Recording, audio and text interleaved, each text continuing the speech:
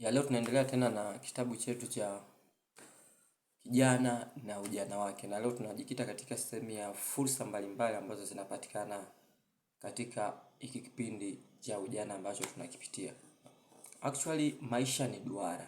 Tunaanzia utotoni, tunakuja kwenye ujana, alafu tutaenda uzeeni. Kwa hiyo uzee wako unakuja kuamuliwa au kutafasiriwa kutokana na the way ulivyoishi katika ujana wako. Kama ulikuwa kwenye ujana ulikuwa ni mzembe, unapenda kulala, upambani, na kwamba uzeeni pia utatusumbua. Tunasikiaga kuna kauli zinasema mtanisamee naitwa wazee wa ovyo. Lakini pia hata sasa hivi tuna vijana pia wa ovyo.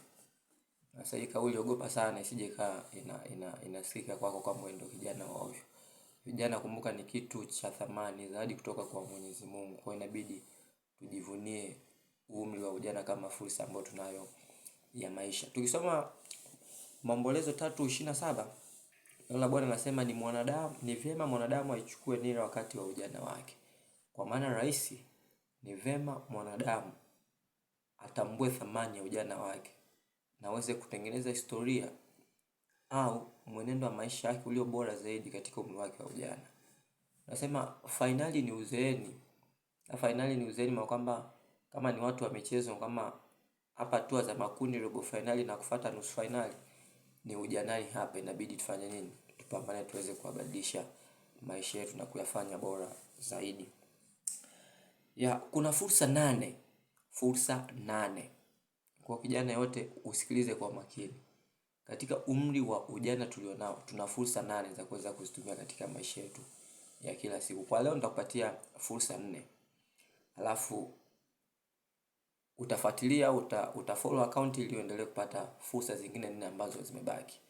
Kama ni kijana ambaye unatamani ubadilike kutoka hatua moja ulionayo kwenda hatua nyingine, unifuatilie kwa makini tuweze kuyapata maarifa. Fursa ya kwanza ni ujana ni wakati wa nguvu. Hiyo imeandikwa katika Mithali 20:29, utasoma kwa wakati wako. Ujana ni wakati wa nguvu. Sio tu nguvu za kimwili, nitakuja kuelezea huko mbele katika episode zinazofuata. Lakini ujana ni wakati ambao mwili uko active. Yaani mwili unaweza ukafanya shughuli yoyote ile kwa sababu tumepewa nguvu. Na ndio maana Biblia inasema nawaandikieni ninyi vijana kwa kuwa mna nini? Mna nguvu. Kwa hiyo ujana ni wakati wa nguvu. Sasa hizo nguvu ulizo nazo usizitumie kuweza kupigana na watu mtaani. Hizo nguvu ulizo nazo Mungu amekupa kama zawadi, kuzitumia kuweza kuyapambania maisha yako, lakini pia kuishi vyema katika jamii inayokuzunguka. Kingine ni ujana ni wakati wa kujitambua. Kama unaishi maisha ambayo hujitambui ni nani, hujajua kusudi la Mungu kuruhusu uwepo hapa duniani, basi ni sawa na marehemu anayetembea. Yaani wewe ni mfu kwenye maisha. Inabidi ujue kwamba wewe duniani upo kwa kusudi gani. Jitambue. Acha kufanya vitu ambavyo vinaharibu taswira ya ujana wako. Maana sasa hivi ulimwengu unachukulia vijana kama watu ambao wanafanya vitu vya ovyo, lakini sio kitu ambacho ni cha kweli. Kwa hiyo jaribu kutengeneza image ya ujana wako uweze kusifika na kuweza kuonekana bora katika jamii na familia inayokuzunguka. Inatakiwa ujue wewe ni nani, umetoka wapi na upo duniani ili kufanya nini. Tukiangalia hata mifano ya Yusufu, ukisoma Mwanzo 37:1-9, utaona mfano wa kijana Yusufu ambaye alijua kabisa anaandaliwa kuja kuwa kiongozi mkubwa kabisa. Alitambua hilo. Lakini pia Daudi alitambua kusudi lake kwamba atakuja kuwa mfalme. Ukisoma Samueli wa kwanza sura ya 16. Lakini hata ukisoma kitabu cha Luka sura ya 2 41-51, Yesu akiwa na miaka 12 alijua kwamba ilimpasa kukaa nyumbani kwa baba yake. Kwa hiyo jitahidi wewe kama kijana kujitambua na utambue kusudi la wewe kuwepo katika ulimwengu tunaoishi sasa. Kingine, jitahidi kuchagua maisha yaliyo na maana. Kama kijana usiishi maisha ambayo hayana maana. Maisha ya ulevi, maisha ya ambayo eleweki, yaani mtu unaishi maisha ya ushoga na nini. Achana na vitu kama hivyo. Jitahidi kuishi maisha ambayo yanamtukuza Mungu. Kuwa kijana bora ambaye Mungu anajivunia kwa uwepo wako duniani. Lakini pia Fursa ya nne ni kwamba ujana ni wakati wa kujenga mahusiano na Mungu. Mhubiri 12 fungu la kwanza. Mkumbuke muumba wako siku za ujana wako, kabla hazijaja siku zile mbaya utakaposema mimi sina furaha katika haya. Kwa hiyo wakati wa kumkumbuka muumba wako ni wakati wa ujana wako.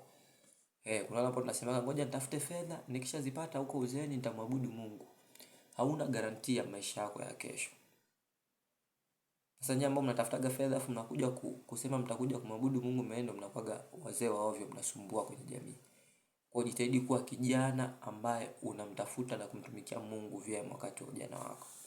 Kingine, ujana ni wakati wa maamuzi. Katika wakati wa ujana unaweza kuamua nisomee nini?